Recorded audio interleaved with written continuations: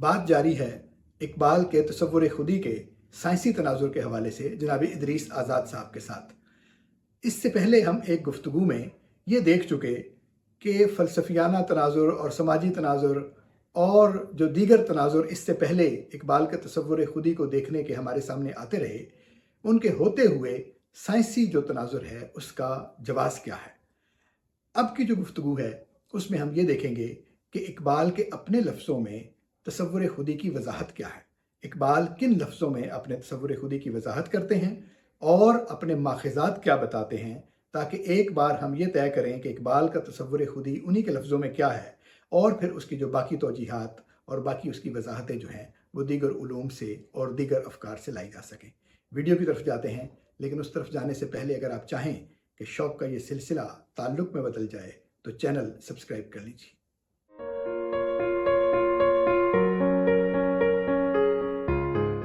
अस्सलाम वालेकुम। आबिद ख्याल हाज़िर है इदारे उर्दू के सिलसिले एक सवाल के साथ, और इस एक सवाल में हम एक सिलसिला चला रहे हैं इकबाल के तसव्वुर खुदी का साइंसी तनाजुर, और गुफ्तगू करते हैं इसमें हमारे साथ जनाब इदरीस आज़ाद साहब। सर बहुत शुक्रिया, आपने बहुत फ़राख़ दिली से वक्त इनायत किया और मोहब्बत फरमाई आपने।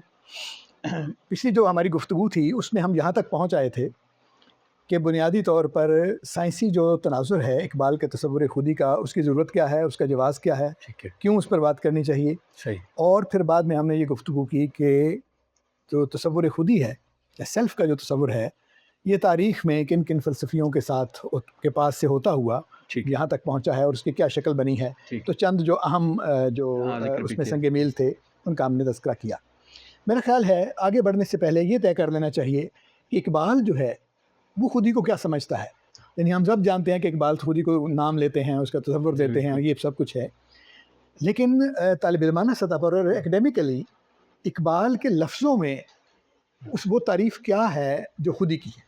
इकबाल के लफ्ज़ों में एक लाइन अगर हम पकड़े ना कि to preserve and intensify the individuality, ठीक है।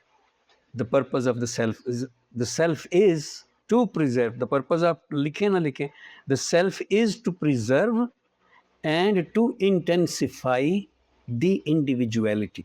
इसको समझाने के लिए जब मैं अर्ज़ करूँगा ना तो ये क्लियर हो जाएगा। पिछली गुफ्तगू में हमने शुरू में ही एक मिसाल दी थी कि अगर एक शीशे के गिलास में हम एक स्याही का कतरा डालें तो वो फ़ौरन उसमें डिज़ॉल्व हो जाएगा, लेकिन अगर समहाउ ये मौजज़ा होना शुरू हो जाए कि हम उसमें स्याही का एक बूंद डालें और वो डिज़ॉल्व ना हो, वो अपनी शनाख्त बरकरार रखे, वो अपनी शनाख्त बरकरार रखे, तो कुछ सिस्टम है उसके अंदर जो उसको ऐसे बाहर डिस्पर्स होने से रोक रहा है और वो उसको मुसलसल रोक रहा है। तो इकबाल कहते हैं कि इस बदलती हुई कायनात में जहाँ स्टेट टू स्टेट वेरी करती है, पल मेरी सुराही से कतरा कतरा नए हवादिस टपक रहे हैं, मैं अपनी तस्बीह रोज़ व शब का शुमार करता हूँ। अभी आप पढ़ रहे थे पहले कि दमादम सदा, यानी इकबाल तो तगैयर का जो है ना, इकबाल क्या साइंस भी ये तो मानती है कि कायनात हर दम मुतगैर, हर दम मुतगैर कायनात में उस बूंद का, क्योंकि सारा सिलसिला रोज़ो शब जो है वही नक्शगर हादसात है, नक्शगर हादसात है। हाँ, बिल्कुल, हादसा जो है वो नए से नया आएगा, तो तगैर तो रोका नहीं जा सकता। तो भाई कैसे मुमकिन है कि वो जो तगैर होना था, पेश आना था उस बूंद के साथ, कि अब उसने अगले मरहले में बदल जाना था, वो वहाँ पे सस्टेन कर गई, वो बूंद वहीं पे रुक गई, जैसे उसने कोई निज़ाम कर रखा है अपने आप को संभालने का। तो फिर हमने कहा था कि वो जो बूंद है वो सेल है, खलिया है, कि ये खलिया पानी में रह रहा होता है लेकिन ये डिज़ॉल्व नहीं होता और उतना सा ही बारीक होता है, ये जरसूमा जिसे हम कहते हैं। तो उसके अंदर एक सिस्टम है, जब उस पर हम गौर करते हैं तो वो सिस्टम इकबाल की जो तारीफ़ है उस पर पूरा उतरता है। To preserve and intensify the individual identity और द इंडिविजुअलिटी। बहुत अच्छा, कोई एक लफ्ज़ हम बोल लेंगे। क्या बात। तो इकबाल जो ये कहते हैं कि इकबाल ने रिकन्स्ट्रक्शन में बाकायदा एक टर्म यूज़ की है, दी टेंशन। ये बड़ी स्पेशल टेंशन है, एक तो हमारी बीमारियों वाली टेंशन होती है ना, ये वो टेंशन जो रस्सी में पाई जाती है, तनाव जिसे हम कहते हैं, कि इसको नज़ीर नियाज़ी ने तर्जमा करते हुए लिखा है इतनाब की हालत। ठीक, तो अगर वो रस्सी तन जाए तो यानी उसको हम कहते हैं टेंशन। इकबाल कहता है ये जो खुदी है इसको प्रिजर्व انڈیویجویلٹی کو پریزرو رکھنے اور اس کو انٹینسیفائی کرنے کے لیے جس عمل سے گزرنا پڑتا ہے وہ ایسا ہی ہے جیسے یہ ایک تنی ہوئی رسی پہ چل رہی ہو، کیونکہ کسی وقت بھی ڈیزالو ہو سکتی ہے، ایک سیکنڈ میں ہی ٹوٹ سکتی ہے، پھٹ سکتی ہے، اس قطرے کی طرح جو کہ جدید سائنس کی زبان میں خلیہ ایک قطرہ ایک انک کا اگر بوند شمار ہو تو جدید سائنس کی زبان میں وہ قطرہ اپنے اندر ایک سسٹم رکھتا ہے جس کو کہتے ہیں سیلف آرگنائزنگ سسٹم. وہ جدید سائنس کے مطابق وہ جو سسٹم کر رہا ہے وہ اینٹی انٹروپی سسٹم ہے، ڈس آرڈر کے اگینسٹ ہر پل میں. اور اچھا پل چھوٹا سا ہوتا ہے، بہت پل ہمارا سیکنڈ نہیں ہوتا مومنٹرلی، تو اس چھوٹے سے پل میں وہ کیا سسٹم ہے جس کے تحت وہ پریزرو کر رہا ہے اپنے آپ. یہ ٹینشن، وہ رسی، یہ ٹینشن ہے اقبال کے نزدیک کہ انسان کو اپنی خودی ڈیزالو ہونے سے بچانی ہوتی ہے، اس کا صرف اتنا سا کام ہے، یہ مسلسل زور لگا کے اس کو روک رہا ہے. جی. اور پھر اقبال جب اس کو بہت ڈیپ چلے جاتے ہیں، وہ ہم ذکر کریں گے، وہ ہمارے سینئر لیسن گفتگو میں بات آئے گی. جب ڈیپ چلے جاتے ہیں تو ایک مقام وہ آتا ہے جہاں رسول اطہر صلی اللہ علیہ وآلہ وسلم کا ذکر اس حوالے سے بطور مثال پیش کرتے ہیں. وہ کہتے ہیں کہ جب رسول اطہر صلی اللہ علیہ وآلہ وسلم معراج کے وقت اللہ کے سامنے روبرو کھڑے تھے تو یہ وہ مقام تھا جہاں اپنی انڈیویجویلٹی کو برقرار رکھنا آلموسٹ ناممکن، آلموسٹ نہیں بلکہ پرماننٹلی ناممکن. آلموسٹ کا لفظ میں نے غلط بولا، ناممکن ہے، کیونکہ وہ لامتناہیت جو سامنے ہے اس کے سامنے اس متناہیت کا کوئی وجود معنی نہیں رکھتا. تو اقبال وہاں جب جاتے ہیں تو کہتے ہیں یہ وہ مقام ہے جہاں آپ کی مستحکم خودی، جس کو آپ کو ٹینشن، جس کو میں کہہ رہا ہوں پکڑ کے رکھنا، کہ اگر اس کو آپ نے پکڑ کے رکھا ہے تو کتنا مستحکم ہو کے پکڑ کے رکھا ہے کہ خدا کے سامنے بھی وہ نہ چھوٹنے پائے ہاتھ سے.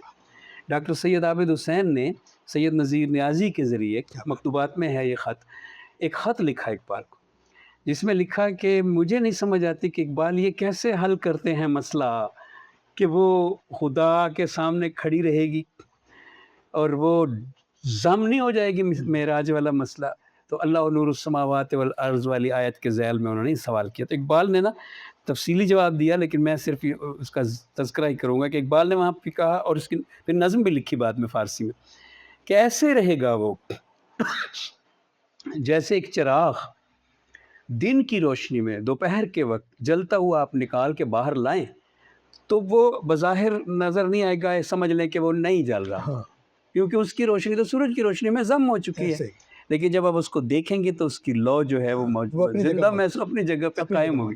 تو ایسے ہی وہ برقرار، یہ انہوں نے ایک انالوجی دے دی، لیکن تفصیل سے پڑھنا چاہیے جو ان کا جواب ہے.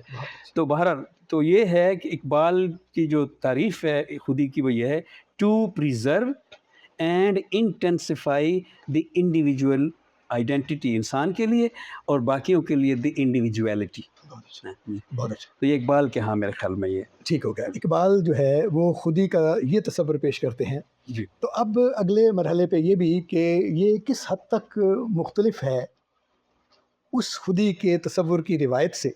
جی. کیونکہ جگہ جگہ یہ اعتراضات بھی موجود ہیں نا کہ یہ مطلب بہت کچھ جو ہے وہ اقبال کا وہ لیا ہوا ہے بہت کچھ تصور خودی کے بارے میں بھی. اور ظاہر ہے جب آدمی کے پاس کچھ مطلب کوئی جھولی اس کی ہوتی ہے تو لیتا بھی ہے صحیح بات آپ کے پاس. تو لیکن کیا یعنی فرق کیا ہے، یا چلے فرق اگر نہیں ہے تو اضافہ کیا ہے؟ اگر اضافہ بھی نہیں ہے تو کیسے اس خودی کو یا اس تصور کو اگلی شکل قرار دیا جا سکتا ہے ان پچھلے والے تصورات کی؟ فرق بھی بہت ہے سر. پہلی بات تو یہ ہے اضافہ کی بجائے فرق زیادہ اچھا لفظ ہے، ان سے فرق بہت زیادہ ہے. تو اس کو میں اگلے اسی سوال کے اگلے حصے میں عرض کرتا ہوں. پہلے میں یہ عرض کر دوں کہ اقبال پر یہ الزام ہے کہ اقبال نے خودی کا تصور فرشتے سے لیا ہے، یا نیٹشے سے لیا ہے، یا فلاں سے لیا ہے، یا برگسان سے تھوڑا سا لیا ہے، یا جتنے بھی ویسٹ کے فلسفی ہیں وہ اقبال ان سے متاثر. اور آج کل تو اس قسم کے الزامات ہر کوئی منہ اٹھا کے اقبال پہ لگا ہے. جس کی کتاب میں بھی سیلف کا لفظ آ گیا ہے، ہاں بس وہ لگ جاتا ہے کہ اقبال ہے. اقبال نے چوتھا جو چیپٹر ہے سر خطبات کا، وہ خودی پہ لکھا ہے. ہیومن ایگو چیپٹر کا نام ہے. چیپٹر کے شروع میں بتایا ہے بڑے صاف الفاظ میں کہ میں نے یہ تصور کہاں سے لیا. جب ایک مصنف خود بتا رہا ہے اور اس کی دلیل بھی دے رہا ہے کہ یہ دیکھیں یہ دیکھیں یہ دیکھیں میں نے اس جگہ سے لیا ہے، تو کافی ہے کہ ہم اعتبار کریں. تو انہوں نے وہاں بتایا ہے کہ سب سے پہلے جو آیت ہے قرآن کریم کی، لا تزر وازرۃ وزر اخری، یہ میرے لیے ایک ہانٹنگ آیت تھی. اقبال نے بتایا کہ میں یہ سوچتا ہوں کہ جب کوئی کسی کا بوجھ نہیں اٹھائے گا والی جو آیت ہے، یہ تو سپریٹ کر رہی ہے اینٹیٹیز کو ایک ہیومن کو دوسرے ہیومن سے بالکل جدا کر دیتی ہے، اور ہے بھی آخرت کے حوالے سے۔ اس دنیا میں پھر بھی اگر آپ ایک دوسرے کے ساتھ مل کے رہ رہے تو وہاں تو بالکل ہی نہیں ہے، آپ کی خود ہی الگ اور سماجی زندگی تو وہاں پہ نہیں ہے نہیں۔ تو اس لیے اقبال نے کہا کہ لا تزر وازرۃ وزر اخری والی آیت جو ہے یہ بیسک سورس تھی یہ سوچنے کا کہ ڈیزالوڈ نہیں ہیں خودیاں ایک دوسرے میں، بلکہ ہر ایک اپنی خودی کا ذمہ دار ہے اور اس کی اپنی خودی ہے، کیونکہ وہ اپنا بوجھ اٹھائے گا، دوسرا کوئی اس کا بوجھ نہیں۔ ساتھ ہی اسی جگہ اقبال نے لکھا ہے پھر وہ اس کا ذمہ دار ہے اور جواب دہ ہے۔ پھر آیت اقبال نے 3 اور لکھی آگے، اور اقبال نے کہا اس کے بعد ترتیب سے میرا یہ، یعنی جب کوئی بوجھ نہیں اٹھا سکتا کسی کا اور اپنے عمل کے لیے جواب دہ بھی ہے، تو اقبال کے لیے کافی تھا یہ کہ خودی یہاں سے ایگزسٹ کرتی ہے۔ اقبال کو لگا یعنی آپس میں وہ نہیں ہو سکتی، جب 2 اینٹیز مرج نہیں ہو سکتی، اس کا مطلب ہے ہر ایک الگ اینٹی ہے۔ پھر اقبال نے آگے 3 مزید آیات دی ہیں جن میں اقبال کہتے ہیں کہ نمبر 1 کہ یہ اللہ کا انتخاب ہے، ٹھیک ہے، انسان، ان اللہ اصطفیٰ آدم، آیت ہے قرآن کی کہ بے شک اللہ نے آدم کو چن لیا۔ ٹھیک ہے، اب ہم اگر اس کو ماڈرن لینگویج میں بولیں، جس طرح ہمارے ایولیوشنسٹ دوست بولتے ہیں یا ماڈرن سائنس کے لوگ کہتے ہیں کہ کائنات کی جگہ پہ بھی اللہ کی جگہ پہ اگر یہ کہو کہ کائنات ہی گاڈ ہے تو پھر بھی بات سمجھ میں آتی ہے۔ ٹھیک ہے، مطلب نیچر نے یا خدا نے یا نیچر نے سلیکٹ کر لیا، اس کا منتخب ہے، ہاں، تو سلیکٹڈ جو یعنی ہے انتخاب تو ثابت ہے، انتخاب طبعی ہے یا انتخاب وہ ثابت ہے۔ اچھا، تو اقبال نے کہا کہ یہ چونکہ اللہ کا سلیکٹڈ ہے تو اس لیے پھر یہ یونیک ہو گیا۔ اب اقبال اس کی انفرادیت کو کی طرف بڑھ رہے ہیں نا۔ پھر تیسری آیت اقبال نے یہ پیش کی کہ یہ اللہ کا خلیفہ ہے۔ خلیفہ کا مطلب ہے کہ وائس گرینٹ، یعنی انی جاعل فی الارض خلیفہ، انی جاعل، قرآن کریم کی آیت ہے وَإِذْ قَالَ رَبُّكَ لِلْمَلَائِكَةِ إِنِّي جَاعِلٌ فِي الْأَرْضِ خلیفہ، کہ میں اپنے زمین میں اپنا خلیفہ بنانے لگا۔ اب ذرا ہم لفظ خلیفہ پہ پہلے غور کر لیں کہ لفظ خلیفہ کا مطلب ہوتا ہے پیچھے آنے والا، اور جیسے لفظ امام کا مطلب ہوتا ہے آگے کھڑا ہوا۔ تو یہ جو خلیفہ ہے یہ پیچھے آنے والا، لیکن وائس گرینٹ کے معنی میں اس کو سارے مفسرین ٹرانسلیٹ کرتے ہیں، یعنی خدا کا نائب یا خدا کی غیر موجودگی میں، معاذ اللہ بات سمجھانے کے لیے کہہ رہا ہوں، خدا کی غیر موجودگی میں خدا کا کام آگے بڑھانے والا، خدا کا ایکٹ کرنے والا۔ سو یہ ہو گیا کہ یہاں سے بھی اقبال نے کہا کہ یہ بھی کلیئر ہے کہ یہ انفرادیت انسانی خودی کے لیے ہے۔ تو چوتھی جو آیت اقبال نے دی، جس کے بعد اس اقبال نے اپنا پورا خطبہ چوتھا کھولا اور اسی کو پھر آگے بڑھایا کہ یہ اقبال کا پوائنٹ ہے، بار بار پھر اس کا یہ چوتھی آیت والا نا ریفرنس آتا رہتا ہے پورے خطبے میں، وہ ہے ٹرسٹ۔ قرآن کریم میں ہے کہ اللہ تعالیٰ نے جب ملائکہ سے کہا وَإِنَّا أَرَزْنَا الْأَمَانَةَ عَلَى الْمَلَائِكَةِ، جب اللہ نے اپنی امانت جو ہے، اب یہ امانت کوٹس میں لیں، اس کو ہم بعد میں دیکھتے ہیں کہ کیا چیز ہے۔ اللہ نے جب اپنی امانت پیش کی ملائکہ کے سامنے، اب ہم جدید نیچری مفکرین کی روح سے دیکھیں تو ملائکہ تو آسمان ہے، زمین ہے، کائنات ہے، ستارے، ایون کہ اونٹ، پہاڑ، درخت سب ملائکہ میں آ جاتے ہیں کیونکہ اللہ کی قوتیں ہیں۔ لیکن اگر ملائکہ نہ نظر آنے والے بھی ہوں یا نظر آنے والے بھی ہوں، سارے کے سارے کل اقلیم ملائکہ کے سامنے جب اللہ نے رکھا اپنی امانت کو تو انہوں نے اسے نہیں اٹھایا۔ اٹھانے کا لفظ، انہوں نے اسے نہیں اٹھایا، معذرت کر لی، کہا یہ ہمارے بس کا روگ نہیں ہے۔ وَحَمَلَهَا الْإِنسَانُ، تو اگلے آیت میں اور انسان نے اسے اٹھا لیا۔ سب پہ جس بار نے گرانی کی جی اس کو یہ ناتواں اٹھا لایا۔ ہاں، واہ امیر بالکل، سب پہ جس بار نے گرانی کی اس کو یہ ناتواں اٹھا لایا، واہ تعالیٰ، یہی بات۔ تو اس نے اٹھا لیا، وَحَمَلَهَا الْإِنسَانُ وَكَانَ الْإِنسَانُ عَجُولًا، اور انسان جو تھا وہ جلد باز، اس نے وہ جلد بازی کر لی اور سوچا سمجھا نہیں اور میں اٹھاتا ہوں۔ یہ وہ 4 آیات ہیں جو سورس ہیں اقبال کے تصور خودی کا، یعنی اقبال کا سارا خودی کا تصور ادھر سے ڈیرائیو ہو رہا ہے۔ اس میں کوئی شک نہیں کہ اقبال بڑے کنورسنٹ ہیں ویسٹ کے ساتھ، کہ وہ خودی کے جتنے مفکر ہیں ان کے ساتھ بات کرتے ہیں، ان کی بات لیتے ہیں، اور یہ تو آپ نے پہلے بھی کہا کہ جب آپ کا دامن ہوگا تو آپ کو اس کو کہیں لائیں گے اس میں چیزیں۔ تو یہ تھا اس کا اقبال کا سورس قرآن کریم سے، یعنی اقبال کا خودی کا سورس کسی مغربی فلسفے سے نہیں آ رہا، قرآن کریم کی ان 4 آیات سے آ رہا ہے، اور پھر چوتھا چیپٹر سارا اسی کی وضاحت پہ ہے، جس میں ٹرسٹ جو ہے وہ اقبال کے لیے ہاں ابھی میں نے امانت کہا لیکن ہم نے ابھی اس کو کھولا نہیں ہے. اقبال کہتا ہے یہ جو امانت ہے کہ اللہ نے اپنی امانت پیش کی ان کے سامنے, انہوں نے نہیں اٹھائی, انسان نے اٹھائی, یہ کیا چیز ہے؟ تو اقبال کا جو چوتھا چیپٹر ہے وہ اس کو کھولنے پر ہے کہ یہ امانت خدا کا وہ ٹرسٹ ہے جو اپنا خلیفہ بناتے ہوئے اس سے کرنا تھا کسی پہ کہ پہلے میں دیکھوں تو صحیح کہ یہ میرے جیسا ہو سکتا ہے کہ نہیں. جب ٹرسٹ آ گیا تو پھر امانت اس کو سپرد کی. یہ امانت ہے دی سیلف, یعنی اللہ نے اپنی خودی جو ہے. آخر میں اس سوال کے جواب کو ختم کرنے کے لیے یہ کہوں گا کہ اقبال لکھتے ہیں دی ریکنسٹرکشن میں کہ یہ کائنات اللہ کا کریکٹر ہے. دوسری جگہ لکھتے ہیں یہ کائنات اللہ کا ایکسپیرینس ہے. اللہ کا ایکسپیرینس کائنات تخلیق ہوتی ہوئی کل یومن ہوا فی شان, ہر پل میں تخلیق ہوتی ہوئی کائنات خدا کا انر پورا لفظ اقبال لکھتے ہیں یہ کائنات خدا کا انر ایکسپیرینس, یعنی پورا لفظ میں اب بولا ہوں پہلے میرے ذہن سے مس ہو گیا. یہ خدا کا انر ایکسپیرینس ہے, خدا کا انر ایکسپیرینس ہے ہوتی ہوئی کائنات, اور اسی کائنات میں ہم ہیں اور ہمارے انر ایکسپیرینس ننے ننے چھوٹے چھوٹے سے اپنے ہیں. ہم دکھ محسوس کرتے ہیں, خوشی محسوس کرتے ہیں. تو اقبال کے نقطہ نظر سے ہمارا انر ایکسپیرینس, ہمارا دکھ اور خوشی خدا کے بگ انر ایکسپیرینس کے اندر واقع کو پذیر ہو رہا ہے. اس کا مطلب یہ ہوا کہ خدا کے لیے بھی چونکہ اس کا انر ایکسپیرینس ہے, کچھ چیزیں ناپسندیدہ ہو سکتی ہیں اور کچھ پسندیدہ ہو سکتے ہیں, یہ ایکسپیرینس کا تقاضا ہوتا ہے.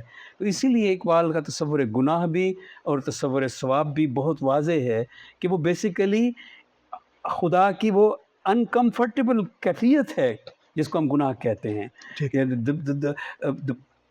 جو پین ہے under my skin is the pain under your skin. جو لائٹ ہے میرے فیس پہ وہ ایکچولی اس کے فیس کی لائٹ ہے. یہ ذرا وحدت الوجودی رنگ آ گیا, لیکن وحدت الوجود سے وحدت الشہود چونکہ مختلف ہے اور اس کا بڑا ذکر آنا ہے تو ہم وہاں جا کے کریں گے کہ اقبال وحدت الشہود کی طرز کی دی سیلف کو تصور پیش کرتے ہیں. تو آپ کے سوال کا جو جواب تھا کہ اقبال کا سورس کہا جاتا ہے کہ ادھر ادھر سے چیزیں لی ہیں, تو اقبال کا سورس قرآن کریم ہے اور بے شک اس نے ادھر ادھر سے بہت پڑھا لکھا, کنورسنٹ ہے, لیکن بیسک قرآن ہے. ٹھیک ہوا.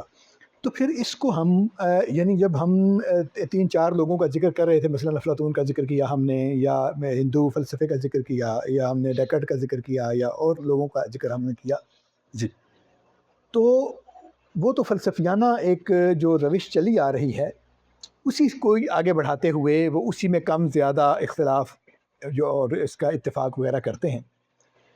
تو پھر اس کا مطلب ہے کہ یہ خودی جو ہے یہ اس جو فلسفیانہ ایک تشریح چلی آ رہی تھی سیلف کی, یا انسان کو اپنے انسان کے اندر کو سمجھنے کی جو کوششیں تھیں, یہ اس سے منقطع ہے اگر اس کا سورس اور ہے اور وہ مذہبی ہے, تو اس کا مطلب ہے کہ یہ ان سے منقطع ہے یا ان کے تسلسل میں ہے یا کسی جگہ پہ جا کے منطبق بھی ہوتی ہے. بڑا اچھا سوال ہے. میں اس کا یوں جواب دوں گا کہ فلسفے میں 2 اسکولز آف تھاٹس ہیں.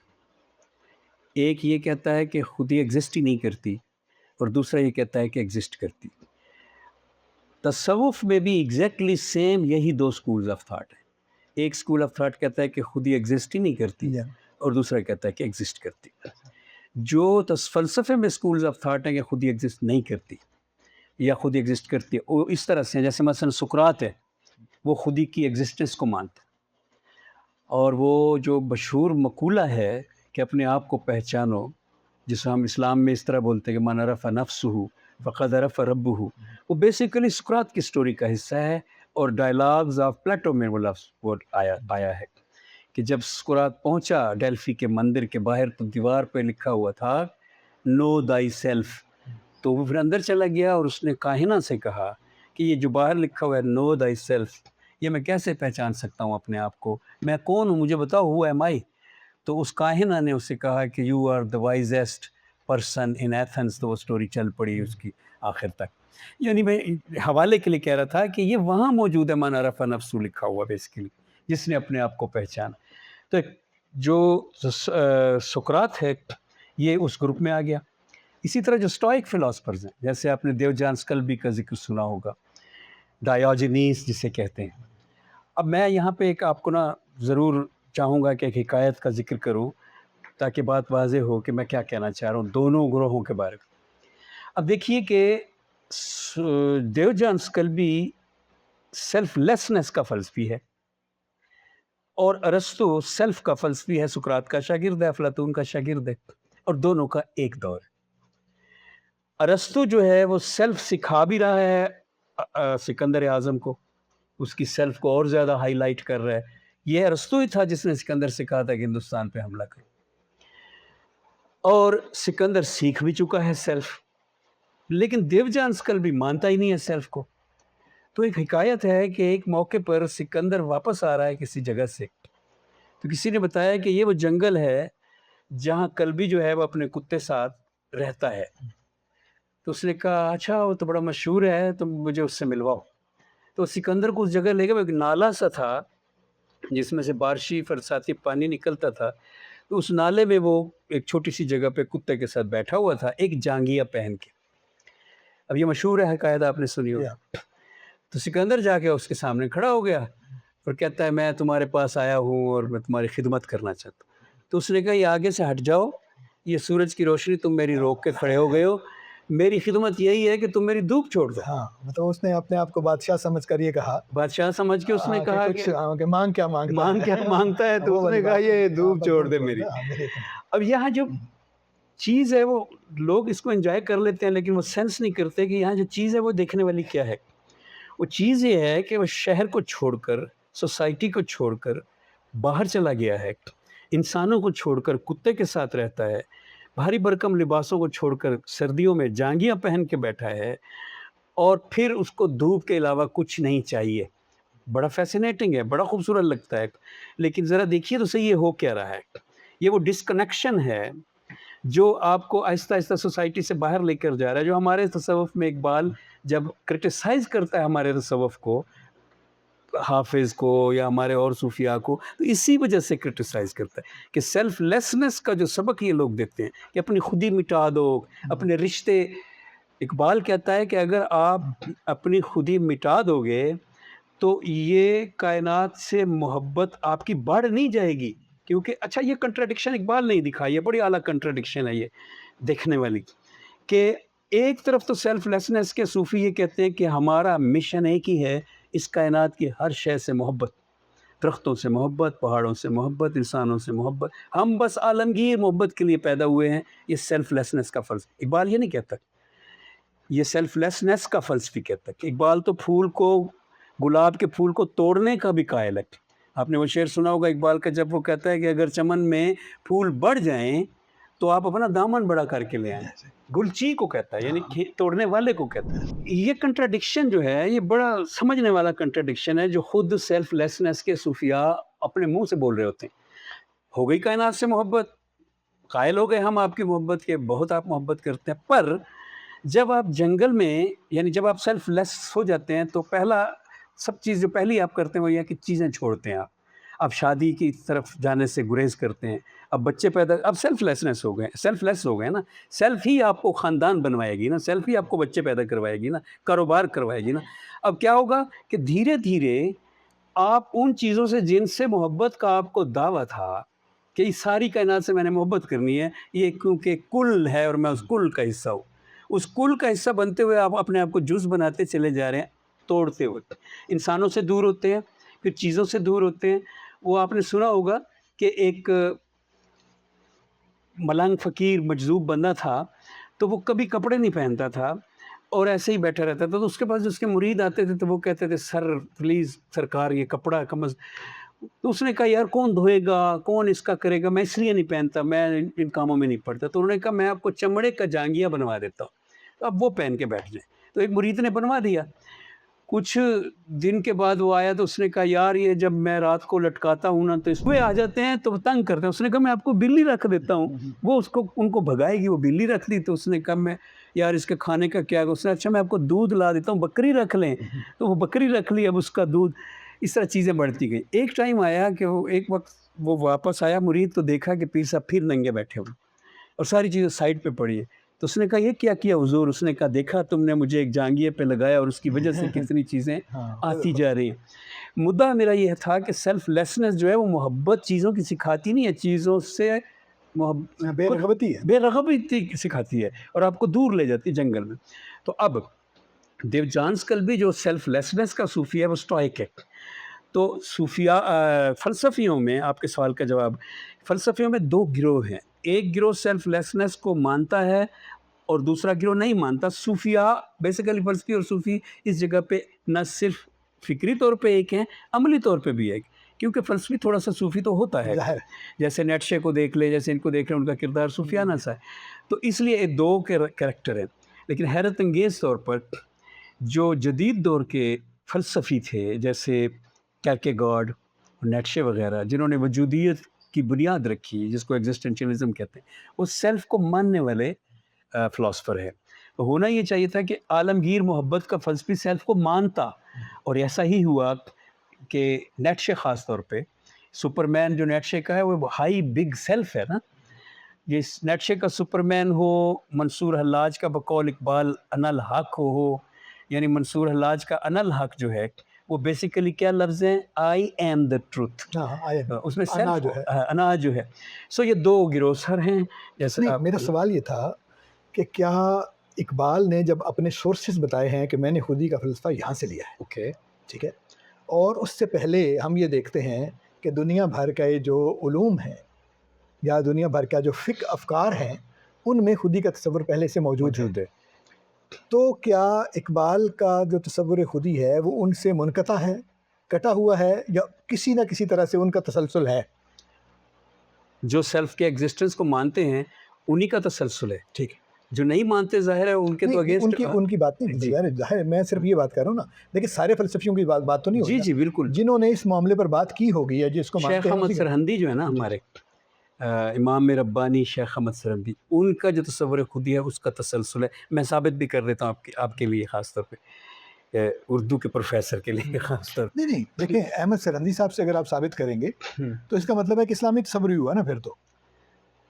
اسلامی نہیں ہے، وہ پولیٹیکل ہے بیسیکلی، احمد سرہندی کے نام کی وجہ سے اس کو اسلامک نہیں کہنا چاہیے۔ میرے کہنے کا مطلب یہ ہے کہ دیکھیں نا، سورسز کی بات کر رہے ہیں نا، یعنی ہم نے پوری جو تاریخ ہے اس میں سے 4-5 لوگوں کا نام لیا ہے صرف، جی ہے نا، جب ہم نے اس کا آغاز کیا ہے، تو اس سے ہم نے یہ دیکھا کہ ایک خودی کا تصور جو ہے وہ بڑے لوگوں کے پاس اس طرح کا موجود تھا، اس کے بعد آ کر اقبال کے پاس بھی موجود ہوا ہے۔ سوال صرف اتنا ہے کہ کیا اقبال کے اس تصور کو کسی طرح اسی تصور کی کہہ سکتے ہیں، ایکسٹینشن کہا جا سکتا ہے؟ نیٹشے والے کی کہہ سکتے ہیں، جی، ٹھیک ہے، مطلب اس سے نہ کم ہوتا ہے نہ زیادہ ہوتا ہے، ظاہر اس سے کوئی کمی زیادتی واقع نہیں کچھ ہوتی، نہیں ہوتی، ہاں لیکن ایک کنیکشن ہوتا ہے نا، کنیکشن ہے۔ ظاہر ہے آپ نئی بات جب سوچتے ہیں کوئی بھی تو وہ کسی نہ کسی پرانی بات کے اوپر وہ بیس ہوتی ہے، بالکل، تو تبھی کہتے ہیں نا آپ۔ یہ کہہ سکتے ہیں، اس کی ایکسٹینشن ہے، بالکل نئی چیز نہیں ہے، اس میں ہمیں رومی کے بہت زیادہ ملیں گے گلمپسز، باتیں جو رومی نے اس کے حق میں کی ہیں، حالانکہ رومی بظاہر وحدت الوجودی صوفی ہے، منصور حلاج بظاہر وحدت الوجودی صوفی ہے، لیکن اقبال کہتے ہیں کہ یہ اصل میں نا مسئلہ وحدت الوجود وحدت الشہود کا پولیٹیکل مسئلہ ہے، یہ مذہبی مسئلہ ہی نہیں ہے، اس کے اوپر تو اتفاق ٹھیک ہے، تو اس پولیٹیکل مسئلے کی وجہ سے وحدت الوجود وحدت الشہود کہنا نہیں دیکھیں چاہیے۔ یہ جو بحثیں ہیں نا، آپ شیخ احمد سرہندی کی بات کریں، وحدت الوجود کی بات کریں، وحدت الشہود کی بات کریں، اور اس کے بعد اس کا یہ تو اسلامی جو فکری روایت ہے جی جی ٹھیک یا ہے، اسلامی تہذیبی روایت ہے، یہ تو اس کے مباحث ہیں نا، بے شک۔ عالمی مباحث جو ہیں خودی ہاں، کے ٹھیک ہے۔ وہ تو ان سے باہر کے ہیں نا، تو آپ لہٰذا ہم یہ ان کہہ کو- سکتے ہیں کہ عالمی مباحث بھی انہی جیسی باتیں کرتے جی ہیں، ظاہر ہے، دیکھیں نا، انسان ہے تو باتیں ٹاپک تو ایک ہی ہے۔ انسان ہے تو باتیں تو اس جیسی کرے گا۔ جی ایکسٹینشن ہے اقبال کا، خاص طور پہ جو وجودی فلسفی آئے تو انہوں نے جس طرح سے انسان کے انفرادیت کو ٹاپک بنایا اپنا، صحیح۔ اس کی ایکسٹینشن ہے اقبال کا فلسفہ خودی، لیکن بہت یونیک ایکسٹینشن ہے، ان کے ساتھ اس کی ریزمبلنس کوئی نہیں ہے، ایکسٹینشن ضروری نہیں ہے کہ پچھلے کے جیسی بھی ہو۔ ٹھیک ہے، تو اب تک کی گفتگو میں ہم نے یہ دیکھ لیا، یعنی پہلی گفتگو جو ہم نے کی تھی اس میں ہم نے اس کے جواز پر بات کی، اور تھوڑا سا ہم نے اس تاریخ کو دیکھا جہاں پر تھوڑا سا ہم نے پھر اس تاریخ کو دیکھا جہاں پر فلسفی اور مفکرین جو ہیں وہ اس پر بات کرتے ہیں، اور آج کی جو ہماری یہ والی گفتگو ہے اور جو ہماری موجودہ گفتگو ہے اس میں ہم نے یہ دیکھا کہ اقبال کا تصور خودی اقبال کے لفظوں میں کیا ہے، جی اور پھر یہ ہے کہ اس کا کنیکشن جو ہے ہاں کہاں سے رہا، وہ کہاں سے، اس کی انسپریشن کہاں سے ہے، ٹھیک ہے، اور اس کا جو تعلق ہے دوسرے جو خودی کے تصورات ہیں بالکل، ان کے ساتھ کیسا ہے۔ کس کے ساتھ، ہاں، تو اس کا مطلب ہے کہ اب وہ بنیاد فراہم ہو گئی ہے، جی اس پہ ہم بالکل، آگے کی باتیں کر سکتے ہیں، بالکل تو یہاں تک ہم بخیریت پہنچ آئے، آگے چلتے ہیں۔ امید ابھی ہے بہت لمبا سفر ہے۔ امید ہے کہ ہمارے دوستوں کو یہ باتیں پسند آئی ہوں گی۔